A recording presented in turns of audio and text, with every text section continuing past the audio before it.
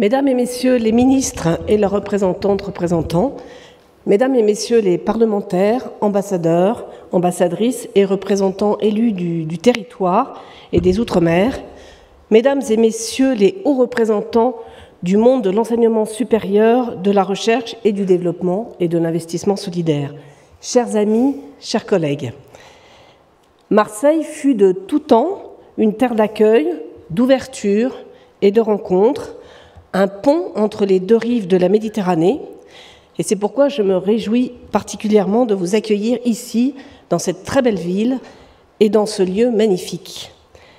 Je voudrais tout d'abord remercier le président de la République, M. Emmanuel Macron, et la directrice générale de l'UNESCO, Mme Audrey Azoulay, qui nous ont fait l'honneur de nous accorder leur haut patronage.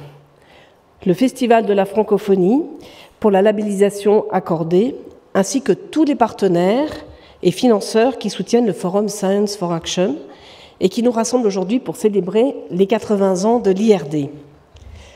L'Institut de recherche pour le développement, ce sont de nombreux espaces sur les 5 continents qui se sont construits au fil du temps grâce aux chercheurs, ingénieurs, techniciens, volontaires.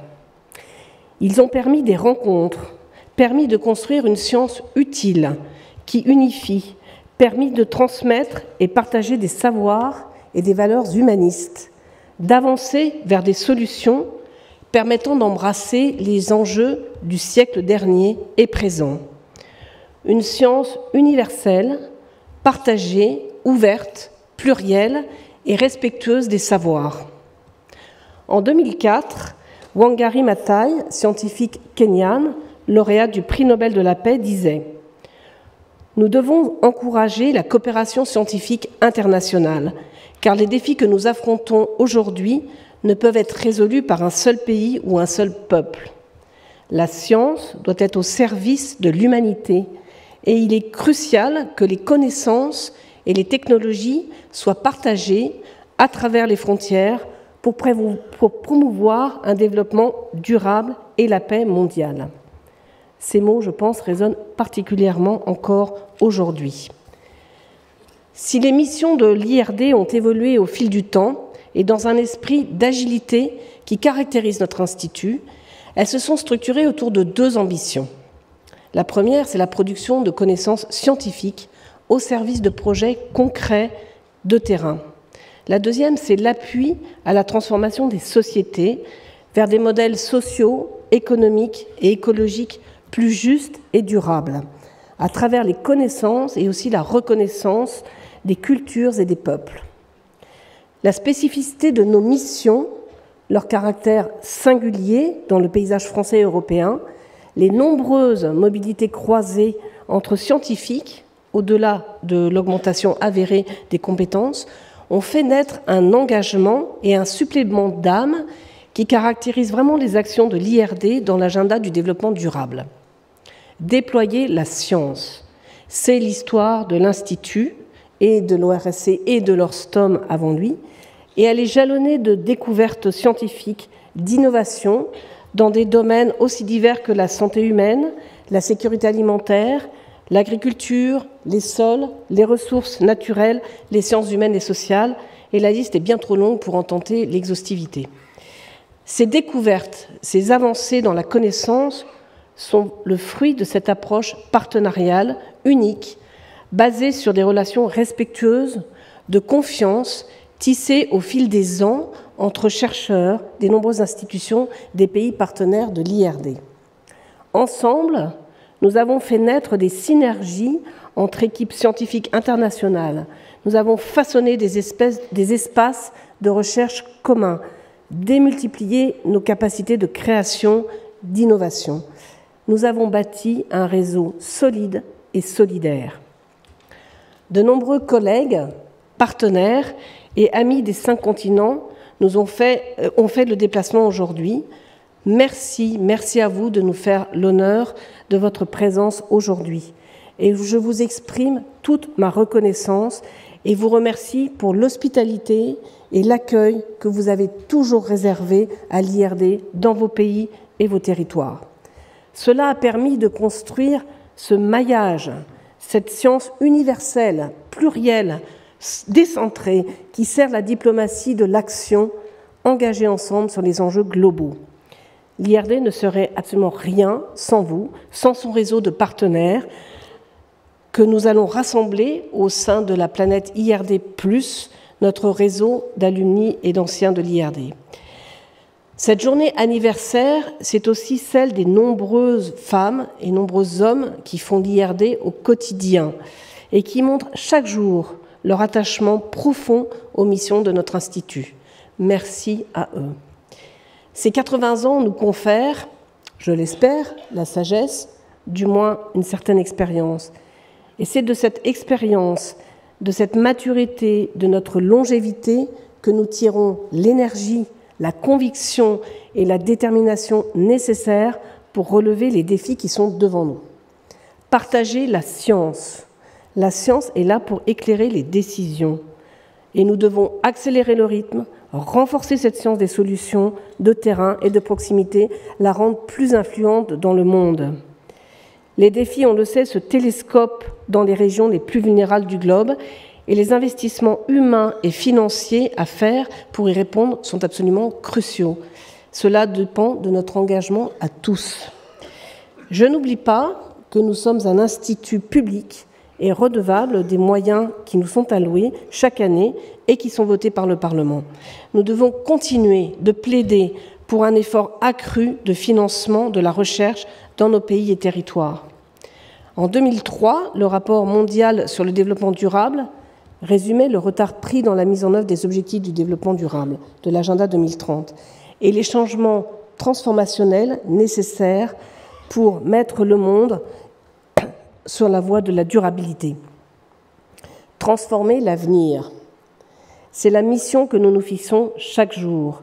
Nous le faisons à travers nos programmes et dispositifs. Nous avançons à la cadence de la jeunesse que nous formons et que nous accompagnons dans leur créativité, leur capacité d'innovation. Aussi par l'écoute, le dialogue, la sensibilisation de la recherche aux sociétés et par l'appui à l'action publique. Aujourd'hui, c'est l'anniversaire de celles et ceux qui font la science, la connaissance, la formation, l'innovation à l'IRD et qui portent haut nos valeurs d'écoute, de dialogue, de consensus, de partenariat et de partage. Ces valeurs ont permis pendant ces 8 décennies et offrent encore en 2024 un espace apaisé, propice à une action forte dans l'agenda de développement durable, un espace d'influence de la diplomatie scientifique dans lequel la diversité est notre force. Fort de son passé, l'IRD est résolument tournée vers l'avenir, avec pour premier objectif celui d'une science d'utilité sociale, au service de tous, dans une stratégie multilatérale et pour une alliance positive, apaisée, décentrée, respectueuse et fructueuse entre les États et les sociétés. Je vous remercie de votre attention.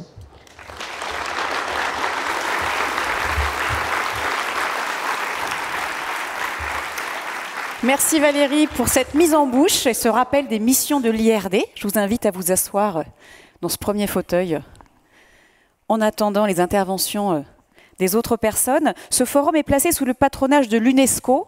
C'est pourquoi je vous demande d'accueillir Monsieur Jacques Raot, conseiller à la Commission nationale française pour l'UNESCO.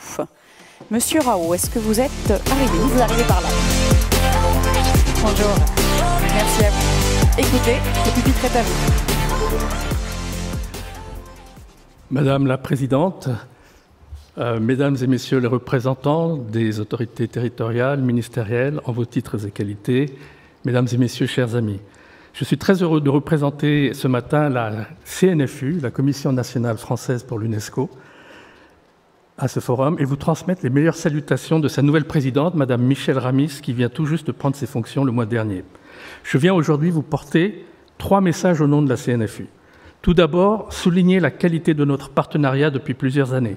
Ce partenariat, je n'ai pas le temps de le détailler, mais il s'est illustré notamment par la création de 2 centres de catégorie 2 placés sous les auspices de l'UNESCO en France, à l'initiative de l'IRD, à savoir un centre sur l'eau et les recherches hydrologiques à Montpellier, et aussi un centre pour l'éducation au climat à Paris. Ce partenariat s'est aussi enrichi par votre participation très active à des conférences que la CNFU a organisées en direction des petits États insulaires en développement à Fidji l'année dernière, et tout récemment, la semaine dernière, au Forum des chaires UNESCO pour la transformation des savoirs en Afrique à Addis Abeba. Toutes ces activités qui sont co-organisées par la CNFU avec le secrétariat de l'UNESCO visent à renforcer la formation, les capacités, les partenariats en direction du Sud qui sont au cœur justement du mandat de l'IRD. Mon deuxième message est pour rappeler la proximité de nos missions. Nos deux institutions travaillent évidemment pour la mise en œuvre des ODD pour 2030, les ODD en cours de révision, pour la mise en œuvre du pacte pour l'avenir qui vient d'être adopté par les Nations Unies et dont un volet porte justement sur la science, la technologie et l'innovation, mais aussi pour la mise en œuvre de la recommandation pour une science ouverte adoptée par l'UNESCO en 2021, la décennie internationale des sciences au service du développement durable 2024-2033, et je n'oublie pas la décennie pour les sciences océaniques au service du développement durable 2021-2030. C'est juste pour vous dire que ce forum s'inscrit parfaitement donc dans ce contexte général et justifie pleinement le patronage à la fois de la CNFU et de l'UNESCO à votre forum que nous avons soutenu. Mais il ne s'agit pas ici simplement de proximité entre l'IRD et la CNFU, mais bien de similarité, puisque, comme vous, nous développons la coopération avec les Outre-mer. Par exemple, les îles Marquises en Polynésie française ont été inscrites au patrimoine mondial de l'UNESCO cette année. C'est aussi un soutien aux pays du Sud, l'Afrique et les PMA, les petits États insulaires, je l'ai déjà mentionné, mais c'est aussi le soutien à différents réseaux qui mobilisent en faveur du développement durable, que ce soit par les villes inclusives et durables, les clubs pour l'UNESCO en direction de la jeunesse ou encore les écoles associées de l'UNESCO. Je mentionnerai aussi la remise des prix Jeunes Talents France L'Oréal UNESCO pour les femmes et la science, que vous connaissez probablement, qui seront remis le 9 octobre, dans quelques jours, et qui font écho au trophée de l'innovation que vous remettrez ce soir à de jeunes doctorants et chercheurs aussi. Mon dernier message, mon troisième message, et probablement j'aurais dû commencer par là, c'est bien évidemment pour féliciter l'IRD à l'occasion de ses 80 ans et lui souhaiter un très joyeux anniversaire. Finalement, si nos deux institutions ont beaucoup en commun, c'est probablement aussi parce qu'elles ont le même âge. En effet, dans quelques mois, en 2025, la CNFU, comme l'ONU et l'UNESCO, entamera sa 80e année d'existence au service de la paix par le biais de la coopération scientifique et intellectuelle. Louis Pasteur disait « La science n'a pas de patrie parce que le savoir est le patrimoine de l'humanité, le flambeau qui éclaire le monde. » C'est sur ces paroles que je vous souhaite plein succès pour vos travaux et puis vous assurer de l'appui de la CNFU dans les années à venir pour éclairer justement, comprendre, construire et transformer ensemble ce monde de demain. Je vous remercie. Merci, merci Monsieur Arrault. Non, je peux vous, si vous acceptez de vous asseoir près de Madame Verdier pour ce patronage. À présent, c'est à la ville de Marseille de tous vous accueillir. J'appelle Michèle Rubirola, si vous êtes dans la salle. Michèle Rubirola, première adjointe au maire de Marseille.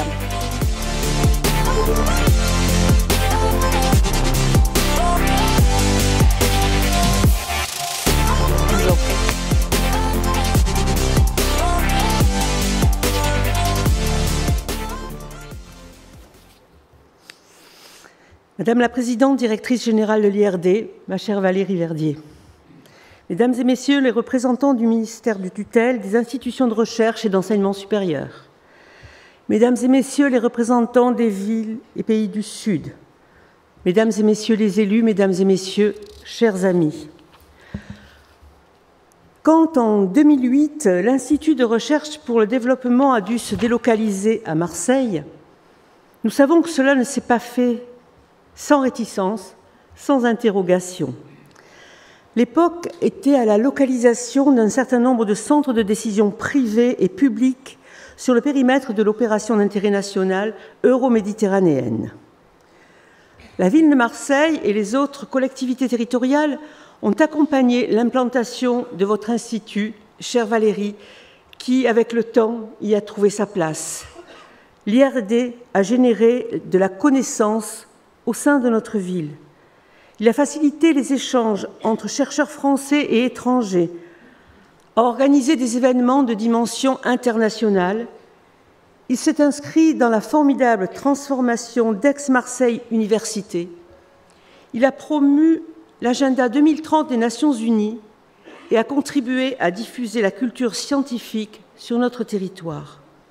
En résumé, il a réussi son implantation et il fait aujourd'hui partie de notre paysage et nous en sommes fiers. Au demeurant, l'IRD est le seul acteur français dans la recherche dont la vocation est de travailler dans l'espace intertropical avec les pays du Sud et les territoires ultramarins français. Dans quel autre port d'attache que Marseille, si proche du continent africain, aurait-il bien pu faire escale? Aucun en vérité. Pour autant, après cette première période d'une quinzaine d'années réussie, l'anniversaire qui nous réunit aujourd'hui nous invite à nous interroger collectivement sur la nouvelle époque de développement de l'IRD dans notre ville. Il faut dire qu'entre-temps, la science a mis des mots et des nombres sur les menaces qui pèsent sur notre monde. Des menaces qui font déjà partie de notre quotidien. Réchauffement climatique, érosion de la biodiversité, pollution des plastiques, état dégradé des ressources en eau, perte de rendement agricole, pandémie, canicule, inondations, réfugiés climatiques. Entre-temps, les Nations Unies ont adopté un nouvel agenda de développement à l'horizon 2030 avec 17 objectifs et 169 cibles. Cet agenda, imparfait mais précieux, est une matrice utile qui devrait s'imposer à tous autres acteurs publics comme privés, pays du Sud et du Nord. Entre-temps, la prise de conscience de l'urgence environnementale a progressé dans l'esprit des citoyens du monde qui demandent à être davantage acteurs de leur destinée. C'est, me semble-t-il, l'ambition de cette journée que d'expliquer ce que la science peut apporter comme solution à ces défis contemporains, comment elle peut et doit davantage s'intégrer dans le quotidien des populations pour aider à bâtir des projets concrets et améliorer leur bien-être. L'alliance entre le pouvoir du politique et les capacités de la science est déterminante. Je sais que le procès est souvent fait à la recherche d'être déconnecté du réel. C'est faux et c'est injuste. Mais les menaces mentionnées précédemment imposent d'aller plus vite et plus loin dans le rapprochement des connaissances et des progrès scientifiques avec nos sociétés, les populations, avec les pouvoirs publics et notamment les collectivités territoriales. Car si des négociations entre États-présidents encore à l'avenir de l'humanité, les solutions se trouvent chaque jour davantage à l'échelon local. Organisées en réseau, les villes revendiquent leur place dans les discussions internationales et les grands événements tels que les COP.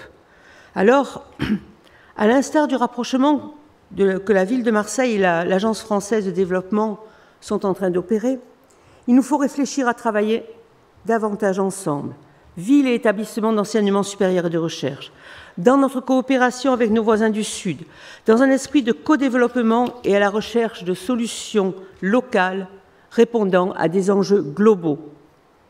C'est ce que j'aimerais que la ville et l'IRD entreprennent dès 2025, une année qui sera marquée par l'organisation du sommet pour les océans à Nice, une école des ODD consacrée aux villes côtières de Marseille. Et je peux aujourd'hui également vous l'annoncer, Marseille accueillera le sommet Climate Change sur l'adaptation au changement climatique. Nous comptons donc sur l'IRD, vénérable par ses 80 ans de présence, mais toute jeune par sa présence à Marseille, pour nous aider à co-construire un avenir durable. Je vous remercie.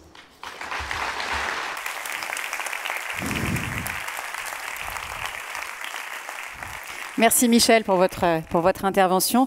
Quand on parle de Marseille, on ne peut pas parler de Marseille sans parler de la métropole, Aix-Marseille-Provence. Donc je vous demande d'applaudir Vincent Languille pour la métropole. Vous êtes conseiller délégué au Fonds européen en relations internationales de la métropole d'Aix-Marseille-Provence.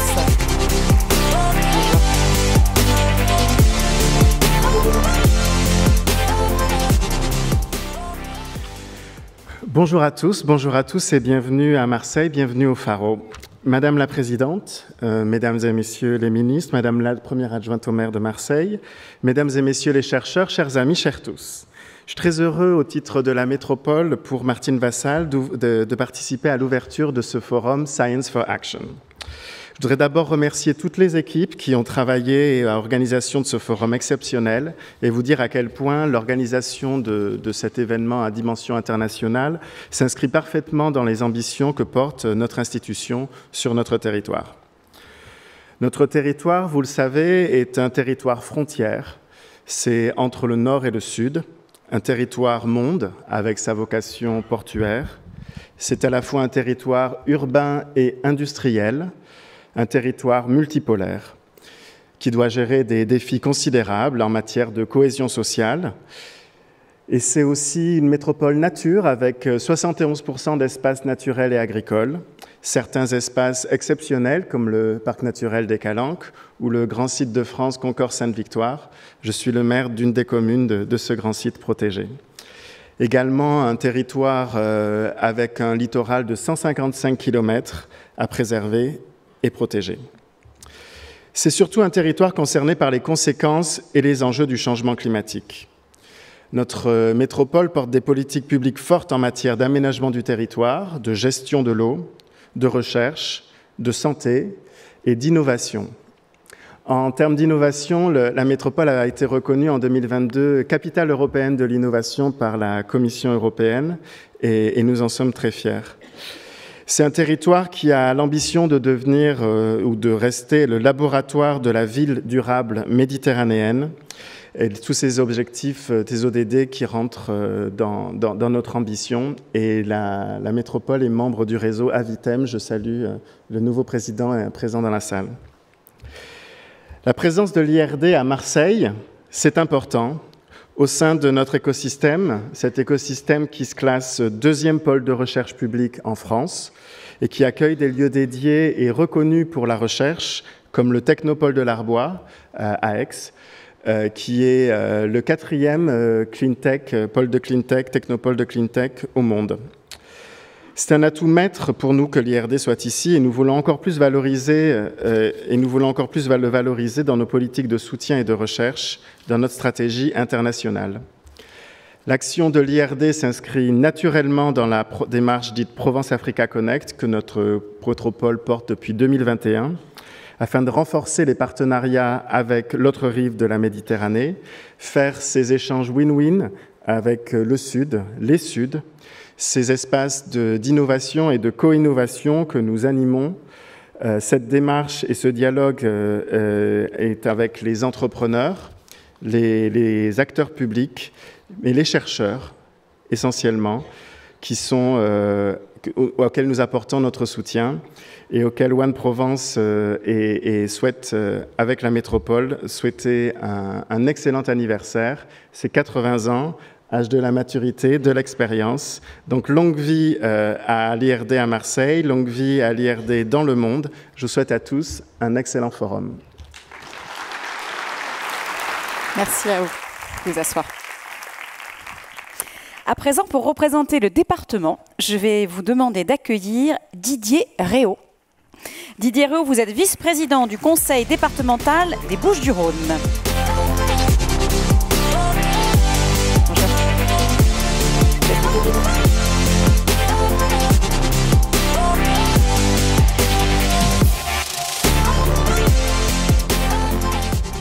Madame la Présidente, directrice générale de l'IRD, merci d'avoir entraîné l'IRD à fêter ses 80 ans et à montrer que la science est une activité qui doit s'ouvrir, qui s'ouvre et qui doit faire la promotion auprès de la jeunesse notamment de ses qualités et de la capacité d'ouverture sur le monde qu'elle procure justement à tous ceux qui la pratiquent.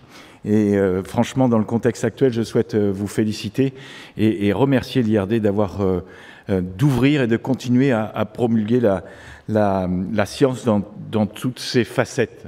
Parce que c'est bien ça l'IRD, c'est un institut de recherche de développement qui a une multitude de facettes d'engagement à la fois thématiques, à la fois géographiques, et puis sur des relations qui vont bien au-delà de l'institut qui est à Marseille.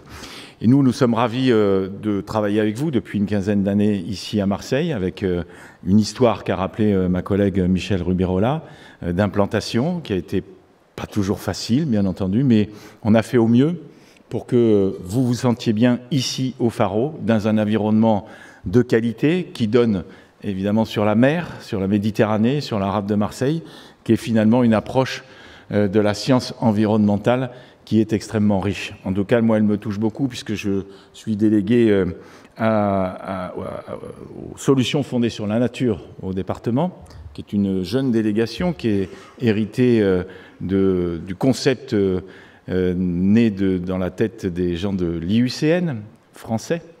Et je salue Maud Ladliège qui, je crois, est ici présente. Et j'ai souhaité, à la suite du congrès mondial de l'IUCN ici à Marseille en 2021, que le département puisse se doter effectivement d'une délégation qui soit identifiée solutions fondées sur la nature. Fondées sur la nature, ça ne veut pas dire qu'on soit complètement hermétique aux sciences et à la recherche.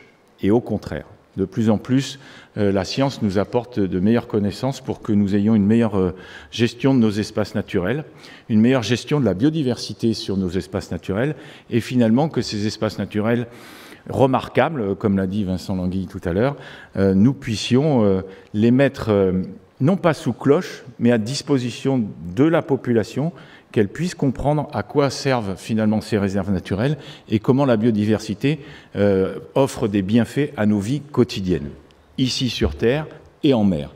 Et j'avoue que nous avons quelques succès, et je ne suis pas peu fier d'être là aussi le président du Parc national des Calanques, ici dans cette ville, dans ce département, depuis 12 ans maintenant, qui a été créé aussi dans la douleur, dans la difficulté, mais qui aujourd'hui montre ses bienfaits à la fois sur la biodiversité. Nous avions un comptage d'espèces samedi matin en mer avec une progression, je ne sais pas comment il faut la qualifier, en tout cas les scientifiques la qualifieront, de quelques espèces, quelques spécimens il y a 15 ans, de mérous, de cormes, et qui sont maintenant plusieurs centaines dans nos comptages que nous faisons tous les ans. Ça veut bien dire que la protection des aires marines est importante, que les scientifiques qui nous accompagnent dans ces comptages, dans la caractérisation des espèces, nous permettent aussi de progresser, bien entendu, dans la protection des espèces de poissons, mais aussi dans tout ce qui fait l'écosystème, et notamment sur la gestion de la posidonie en mer. Nous avons donc tout intérêt à continuer nos relations, à les enrichir avec l'ensemble des collectivités, avec aussi les services de l'État, avec l'environnement scientifique qu'a rappelé également Vincent Languille tout à l'heure, qui est constitué sur la métropole, mais aussi sur le département des Bouches-du-Rhône, avec une volonté, bien entendu, d'améliorer nos connaissances. Et comme vous le dites, quand on améliore nos connaissances, on est en capacité de mieux construire et de transformer ensemble nos vies et la vie de nos concitoyens. Merci de ces 80 ans et merci de ce colloque dans lequel nous pourrons exprimer les uns et les autres nos réflexions et parfois nos interrogations. Merci. Non, Didier, vous pouvez vous asseoir ici aussi. Merci pour ces vœux d'anniversaire. Je pense que l'IRD sera satisfaite de tous ces vœux. Alors, nous continuons avec Patrick Lachaussée. Malheureusement, Patrick Lachaussée, qui est directeur du partenariat de la stratégie au ministère de l'Europe et des Affaires étrangères, n'a malheureusement pu être avec nous ce matin. Il nous a envoyé un petit message vidéo pour vous saluer. Mesdames et messieurs les ministres et représentants de nos pays partenaires, Madame la présidente directrice générale de l'IRD, chère Valérie, Mesdames et messieurs, chers invités, c'est avec regret que je ne peux être parmi vous aujourd'hui à Marseille pour cet événement si important. Mais le ministère de l'Europe et des Affaires étrangères tient à vous adresser ces quelques mots pour vous témoigner tout son attachement. Son attachement à un institut dont nous sommes très fiers dans le paysage de la recherche en France et à l'international. Je tiens tout d'abord à saluer l'initiative de ce forum, qui marque pas moins de 8 décennies d'engagement au service de la science et du développement pour un monde plus durable. Depuis sa création, en 1944, l'IRD a su s'imposer comme un pilier de la recherche scientifique et de l'innovation dans des domaines aussi cruciaux que la santé, la biodiversité, le climat et le développement humain.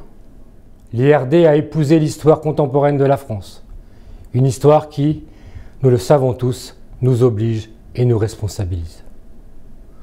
Aujourd'hui, l'engagement de la France en faveur du développement et de la solidarité internationale s'illustre à travers des initiatives majeures, à l'instar du Pacte de Paris pour les peuples et la planète, qui œuvre pour répondre au double défi de l'élimination de la pauvreté et de la préservation de la planète.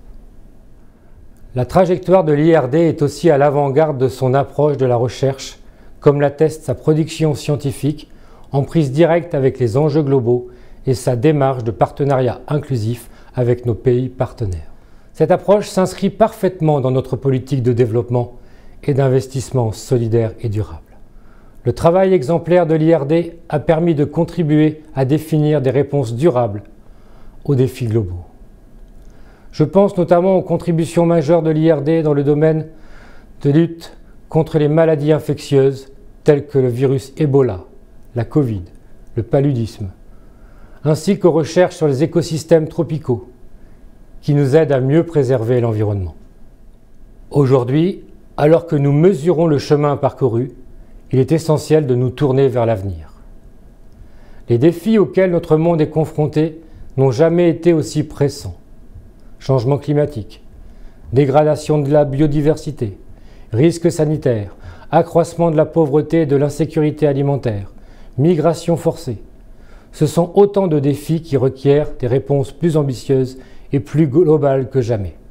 Le dernier rapport mondial sur le développement durable souligne cette urgence et l'ensemble de la communauté internationale doit redoubler d'efforts pour accélérer la mise en œuvre des objectifs de développement durable. Nous avons plus que jamais besoin de la recherche scientifique pour nous aider à trouver les solutions à ces défis majeurs. Je sais que pouvoir compter sur l'IRD pour jouer un rôle clé dans cette transformation.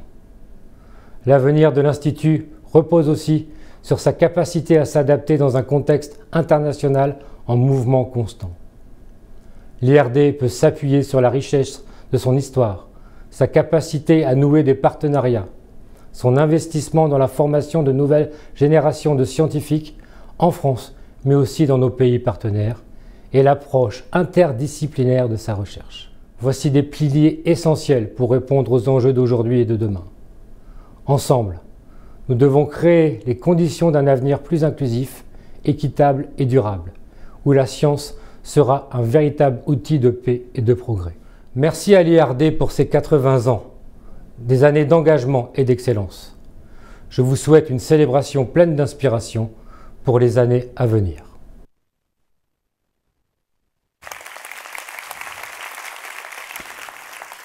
Merci à distance pour cette intervention. Et pour conclure, je voudrais appeler sur la scène et donner la parole à Nicolas Jean-Jean, directeur général de la recherche et de l'innovation par intérim au ministère de l'Enseignement supérieur et de la Recherche. Je vous en prie.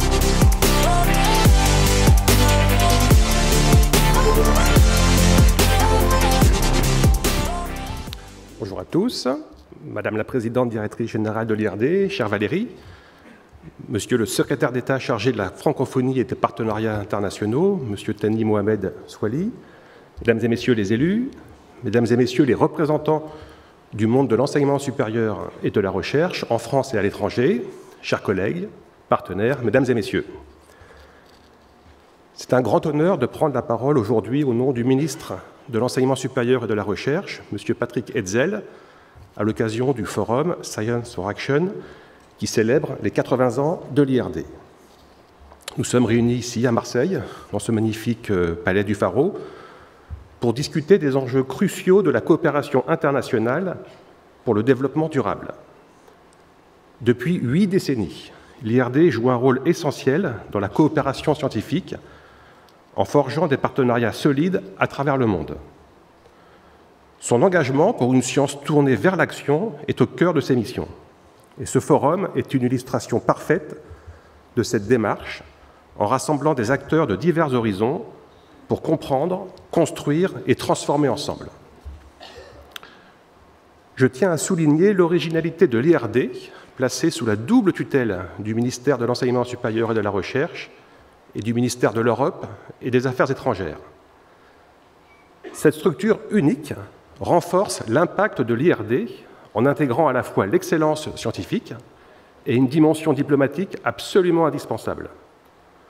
Cela permet à l'Institut de contribuer non seulement à l'avancée des connaissances, mais aussi à la résolution de grands défis mondiaux, qu'ils soient climatiques, sanitaires ou sociaux.